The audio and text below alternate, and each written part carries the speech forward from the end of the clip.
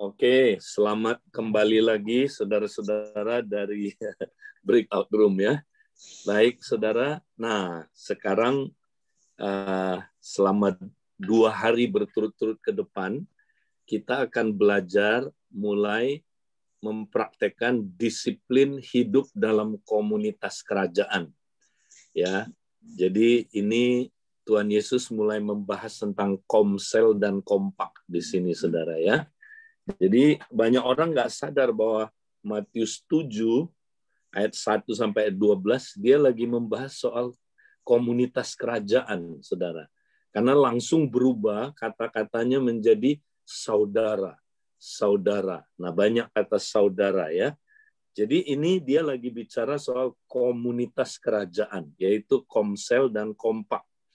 Nah, saudara, bagaimana kita bisa ya hidup dalam kompak di mana kita mengalami perubahan hidup terus, saudara. Mengalami perubahan hidup. Nah, saya banyak lihat komsel kompak, saudara. Biasanya orang ikut komsel kompak itu males, akhirnya tinggalin komsel kompak. Kenapa? Karena dia nggak ngalamin apa-apa dalam hidupnya. Nggak mengalami perubahan hidup. Bahkan, saudara, ya dia tambah pahit. Ya, ikut komsel, aduh, dulu gue baik-baik malah sekarang jadi parah karena ikut komsel kompak. Kenapa? Ya, gue jadi nggak bener hidupnya katanya. Nah, kenapa bukan komsel kompaknya nggak baik, saudara? Tapi kita nggak ngerti bagaimana kita hidup dalam komunitas kerajaan. Kita nggak ngerti bagaimana peranan kita ya di dalam saudaraku komsel kompak, sehingga komsel kompak itu sangat dinamis dan ya menghasilkan perubahan hidup. Nah, ini yang paling penting. Saudara mau nggak komsel kompak itu membawa perubahan hidup semakin serupa dengan Kristus? Nah, kalau mau, ada disiplin-disiplin yang harus kita praktekkan, saudara. Nah, ada 4 disiplin yang harus kita praktekkan. Hari ini saya hanya bahas 3, besok kita akan bahas 1 lagi, saudara. Nah, yang pertama, ya kalau kita mau jadi komsel kompak yang mengalami perubahan hidup terus-menerus semakin serupa Kristus, nah, disiplin pertama yang kita mesti praktekkan adalah disiplin tidak saling menghakimi. Tidak saling menghakimi. Nah, ini dimulai dari ayat 1. Ya. Nah, di ayat 1 kita nggak usah baca, dibilang janganlah kamu menghakimi supaya kamu tidak dihakimi. Karena dengan ukuran yang sama kamu ukurkan kepada orang lain, juga akan diukurkan kepadamu. Nah, saudara, kunci untuk jadi komsel kompak yang ada perubahan hidup adalah justru kita nggak boleh saling menghakimi. Ya. Nah, saudara, kita lihat di sini dalam Matius 7 ayat 4-5. Bagaimanakah engkau dapat berkata kepada saudaramu, biarlah aku mengeluarkan selumbar itu dari matamu, padahal ada balok di dalam matamu. Hai orang munafik, keluarkanlah dahulu balok dari matamu, maka engkau akan melihat dengan jelas untuk mengeluarkan selumbar itu dari mata saudaramu. Ya, ini Tuhan Yesus kayaknya humoris banget, saudara. Coba lihat itu orang, saudara, kelilipan balok. Ya, saudara pernah kelilipan balok, kelilipan sendal aja sakitnya setengah mati. Ini kelilipan balok. Coba bayangin, saudara. Ya, nah, apa itu balok dan apa itu selumbar, saudara? Nah, kita mesti ngerti yang dimaksud Tuhan. Kan apa, saudara? Konteksnya adalah penghakiman, kan? Nah, jadi balok itu, saudara, adalah sikap menghakimi orang. Itulah balok. Nah, saya ceritakan dulu apa itu menghakimi, saudara. Ya, menghakimi itu bukan berarti kita nggak boleh koreksi saudara kita, bukan. Ya, menghakimi itu artinya, saudara, kita ya menghakimi orang dengan sekilas pandang, itu dia. Yesus katanya dalam Yesaya 11 tidak menghakimi orang dengan sekilas pandang. Nah, kita sering menghakimi orang sekilas pandang. Begitu lihat aja, haha, gue tahu tuh Mary. Dulu gue denger hidup dia kayak gini nih. Ya, dia mah moki udah. Nah, itu saudara. Menghakimi dengan sekilas pandang. Juga menjatuhkan hukuman menurut apa kata orang. Nah, itu di Yesaya 11. Nanti saudara lihat. Ya, menjatuhkan keputusan menurut apa kata orang. Artinya tidak objektif. Ya, berdasarkan apa kata orang. Lalu sekilas pandang. Dilihat yang luarnya aja. Dia mah kayak begini deh. Gue udah tahu dia. Lu nggak usah ngomong banyak. Gue udah kenal dia. Ih, sombong banget. Gue udah tahu dia ini. Ini orang nih memang, wih, ya. Ini orang brengsek ini ya. Nah, itu dia saudara. Ya. Jadi dia menilai orang saudara ya, cuman sekilas pandang dan menurut apa kata orang. Itu yang disebut menghakimi. Nah, saudara, kalau kita menghakimi orang, saudara, ya, kita punya balok, saudara, langsung. Jadi balok itu penghakiman. Maka dosa yang kita hakimi itu selumbar, kecil jadinya, saudara, dibandingkan dengan dosa saudara. Ya, selumbar tahu ya, serbuk gergaji. Ya, jadi serbuk dari balok ini. Ya, partikel kecil-kecil dari balok ini. Jadi kalau saya misalnya menghakimi seseorang yang saudara berzina misalnya. Tahukah saudara dosa saya menghakimi, padahal saya tidak berzina, tapi dosa saya menghakimi ya itu adalah balok, dia cuma selumbar. Walaupun dia berzina, ya kan? Saya menghakimi dosa saya di hadapan Tuhan balok. Di hadapan Tuhan dia cuma selumbar, saudara. Ngeri ya. Dosa menghakimi itu ngeri, saudara. Kenapa dosa menghakimi itu besar, saudara? Karena kita mencuri haknya Tuhan. Ingat, saudara, hanya Tuhan yang berhak menghakimi orang dengan adil, berhak menghakimi dengan apa, saudaraku? Dengan objektif, menghakimi dengan saudaraku tepat, ya. Kita nggak punya hak dan juga nggak punya kemampuan, saudara. Ya, makanya jangan coba menghakimi, saudara, stres. Ya, jangan. Ya, nah, Tuhan saja yang mampu dan berhak menghakimi. Makanya serahkan hak penghakiman kepada Tuhan. Ya, jangan kita ambil. Kalau kita ambil, wow, berarti kita apa, saudara? Mau jadi Tuhan? Iya, jadi manusia aja kita hampir nggak jadi, saudara. Nah, mau ngambil hak Tuhan, saudara, itulah kesombongan. Itulah dosanya Lucifer, saudara. Dia pengen jadi Tuhan. Jangan jadi Tuhan, saudara. Kita nggak mampu. Ya, jadi manusia aja, baik-baik aja ya. Saudara, nah kita sering gitu, kepo, mau ngambil haknya Tuhan. Ada dua hal yang Alkitab bilang kita nggak boleh ambil haknya. Pembalasan nggak boleh. Menghakimi juga nggak boleh, saudara ya. Nah, tapi saya mau ingatkan, ini beda dengan kita menguji satu pengajaran, misalnya, oh ini sesat pengajaran, oh itu beda. Itu bukan menghakimi, saudara ya.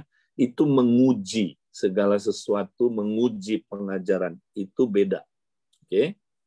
Tapi saudara, ini adalah terhadap saudaramu dalam komunitas kerajaan. Jangan menghakimi, saudara. Ya, kalau saudara udah menghakimi, saudara nggak bisa lagi mengambil selumbar dari saudaramu, mata saudaramu.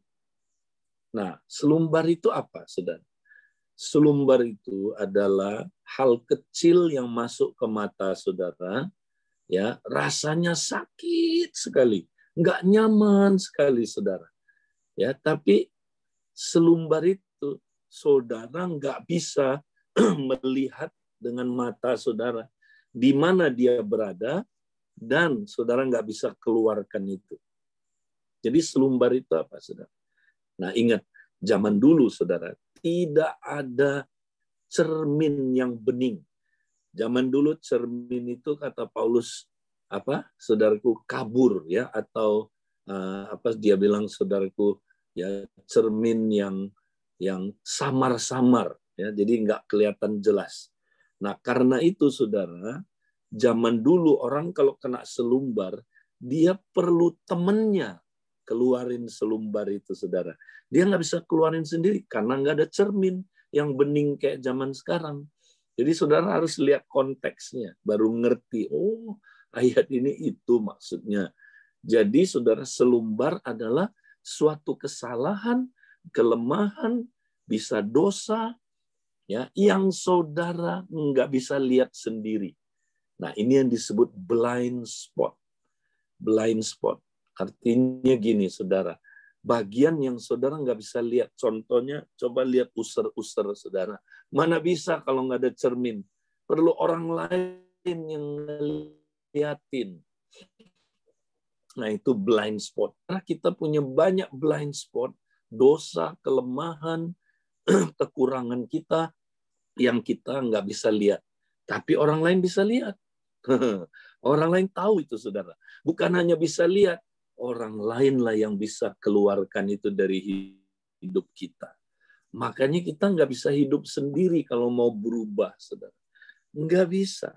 Kita mesti hidup di dan kompak.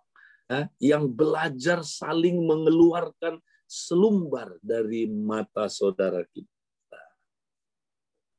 Nah, syaratnya untuk mengeluarkan maka harus kita nggak boleh kelilipan balok, nggak boleh punya sikap penghakiman. Karena kalau kita udah punya sikap penghakiman, coba lihat saudara, orang ini kelilipan balok, mestinya dua-dua matanya kelilipan balok. Bisa lihat nggak? Nggak bisa.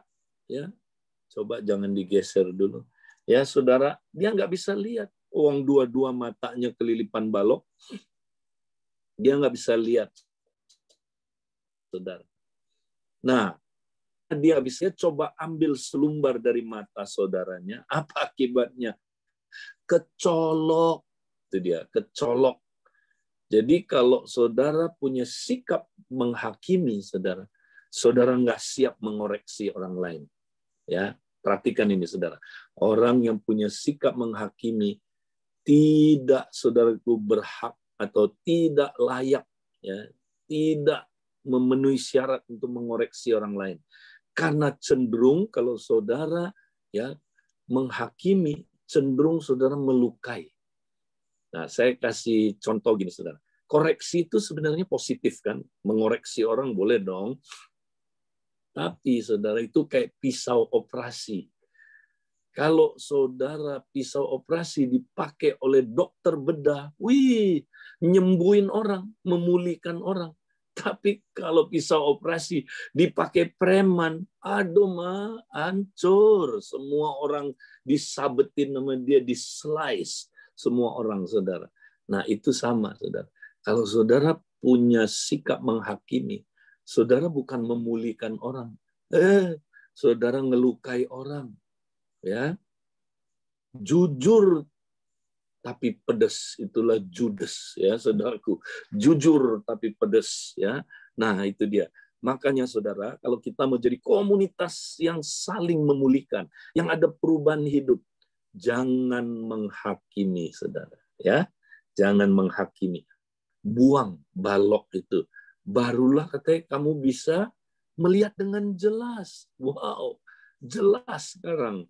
Nah, terus bisa mengeluarkan selumbar itu dari mata saudaramu. Ya, ngerti ya, saudara? Nah, praktek ini di kompak, saudara. Praktek ini di komsel, saudara, ya. Baru saudara jadi komunitas kerajaan Allah yang luar biasa, yang terus-menerus mengalami pemulihan, terus-menerus mengalami perubahan. Ya.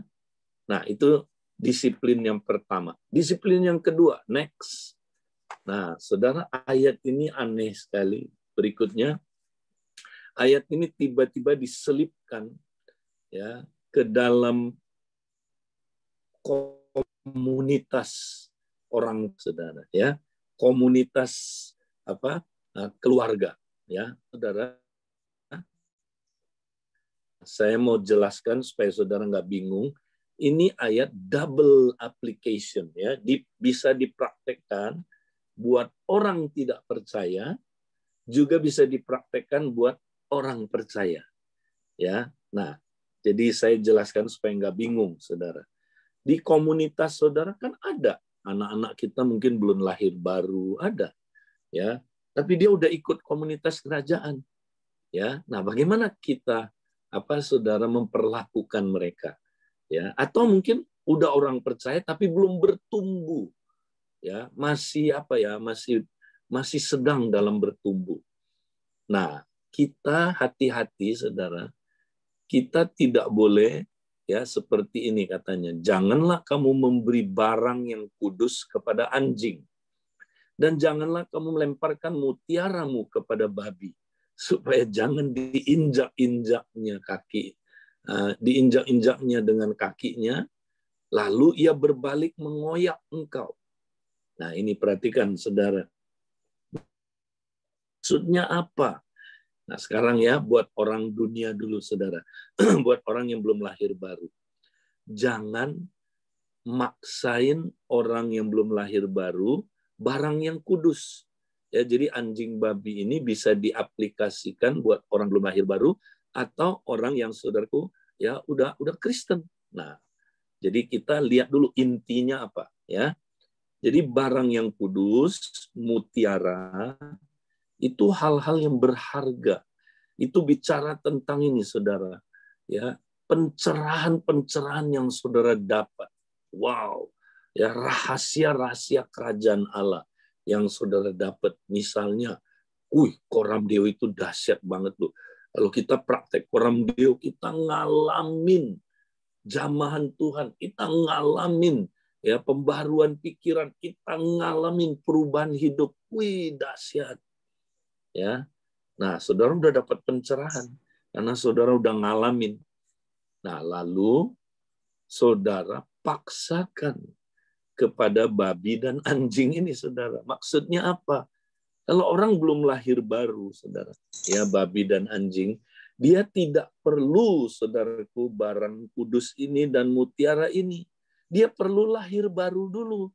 Karena kalau dia belum lahir baru, saudara, percuma kita paksa dia ikut koram deo, ya, ikut koram deo lu, ya, papa bilang kamu ikut koram deo, ya, itu bagus, papa udah ikut, papa sangat diberkati, makanya kamu harus ikut. Wah, dasar, saudara. Jadi jejelin mutiara, ya, dipasang mutiara kayak begitu. Wih, babi pakai mutiara keren banget. Babi nggak perlu mutiara, saudara. Babi perlu makanan, ya. Dia perlu, ya, berubah dari babi jadi manusia dulu, saudara. Nah, itu, ya, saudara. Jadi dia nggak perlu dikasih mutiara, dikasih barang yang kudus. Dia perlunya makanan, ya. Nah, atau orang yang, saudara, udah lahir baru juga, dia belum waktunya, saudaraku, ya, belajar sesuatu, terima sesuatu, jangan dipaksa. Ya, kita suka kalau dapat pencerahan baru kita terlalu semangat. Ya, ayo kamu ikut. Ya, kamu harus.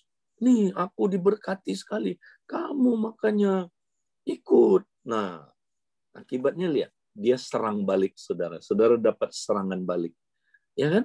Dia balik menginjak-injak saudara, dia balik mengoyak saudara, ya. Jangan. Ini hikmat yang Tuhan ajarkan. Jadi intinya gini, saudara. Kita jangan memaksa, memanipulasi sebuah perubahan. Jangan, saudara.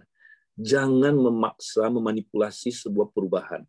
Ya, nanti dia berubahnya nggak asli, saudara. Karena dimanipulasi, oke? Ya, jadi kita suka manipulasi, ya. Pendeta suka manipulasi, ya, jemaat saling memanipulasi, sesama anggota komsel saling manipulasi, saudara. Ini sihir dalam gereja, saudara, ya. Ya, sihir itu apa, saudara? Kan aneh, ya. Ada sihir. Salah satu buah daging adalah sihir. Sihir itu apa, saudara? Ini sihir, memanipulasi orang, memaksa orang untuk, ya, berubah. Ya, tapi dengan kekuatan manusia.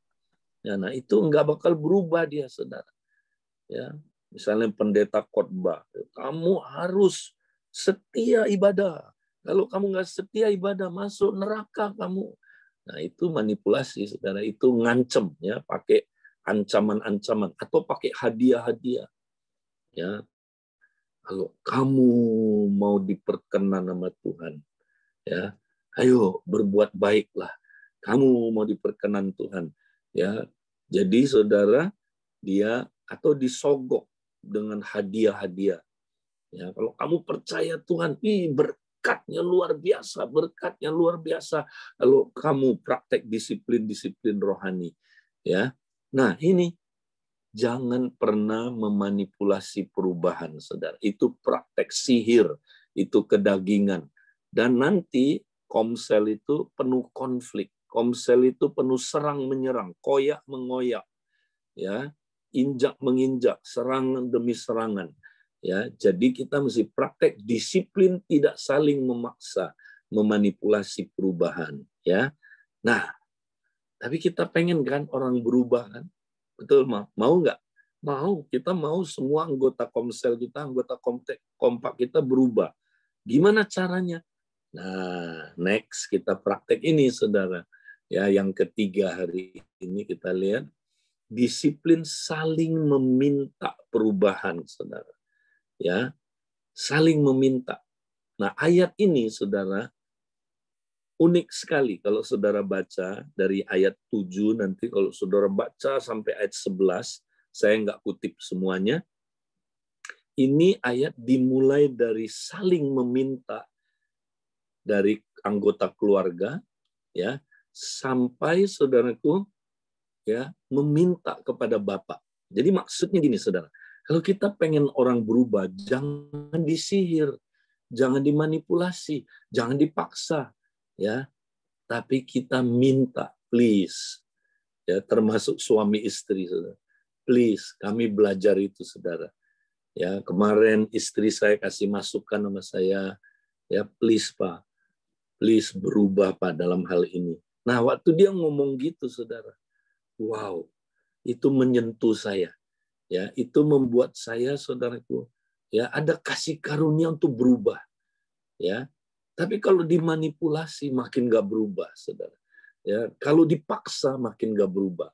Diminta, mintalah, maka kamu akan diberikan. Carilah, maka kamu akan mendapat.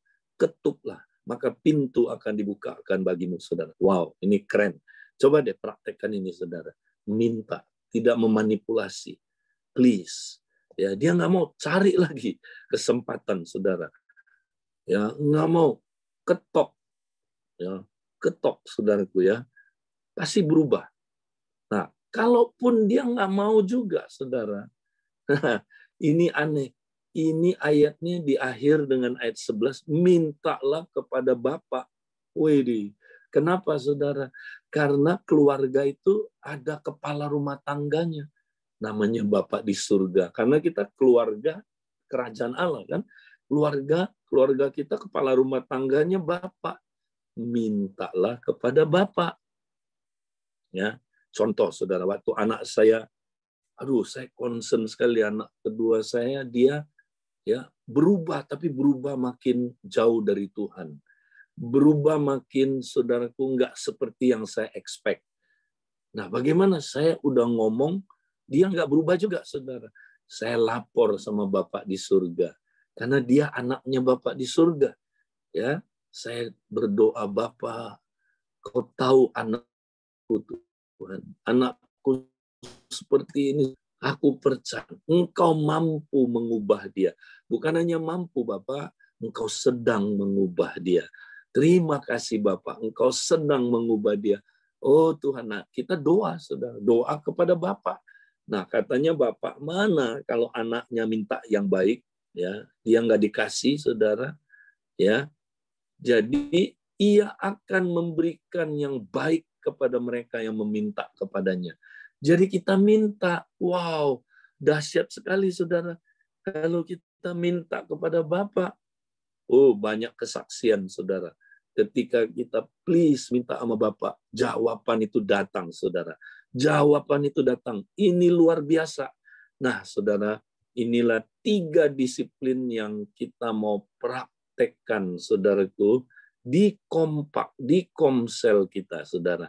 Kalau saudara praktek, saudara lihat akan ada perubahan hidup di dalam komsel kompak, saudara. Nah, saudara, saya sekarang mau kita ambil kesempatan, ya, silakan saudara jurnal sekarang. Ya, pertama, ya, saudara dengar apa dari Tuhan? Ada pencerahan apa yang tueng gitu? Waduh, ya saya belum pernah lihat kebenaran ini. Saya baca udah berkali-kali Matius 7 ini. Oh, baru ngerti toh itu artinya. Nah, catat. Itulah mutiara-mutiara tadi itu, saudara. Ya, dan jangan diberikan kepada babi kalau ya belum waktunya, saudara. Ya, jadi catat mutiara-mutiara yang saudara dapat. Ya, pencerahan-pencerahan. Kerajaan Allah itu adalah pencerahan, saudara. Ya, rahasia. Ya, catat saudara dapat apa. Jangan kalau saudara nggak catat, hilang nanti ya. Kedua, ada perintah apa yang harus saudara taati. Wow, ternyata ada perintah yang harus saya taati. Nah, apa itu? Catat ya, jurnal. Kemudian yang ketiga, saudara, ada teguran apa yang Tuhan berikan lewat sharing malam ini ya, teguran. Misalnya, wah kamu nggak sabar orangnya ya, kamu suka manipulasi orang loh, tuh pasangan kamu sampai, wih kesian banget dimanipulasi sama kamu terus ya. Nah, saudara, kamu itu praktek sihir dalam gereja ya. Nah, Tuhan tegur kita ya. Kita mesti bertobat kalau Tuhan tegur, saudara. Terus ada janji apa? Janji. Ya. Wih, kalau kita penuhi syaratnya, janji itu saudara dapat. Ya, ingat, kasih Tuhan tidak bersyarat, tapi janji Tuhan bersyarat. Ya, kalau saudara mau dapat janji Tuhan, penuhi syaratnya.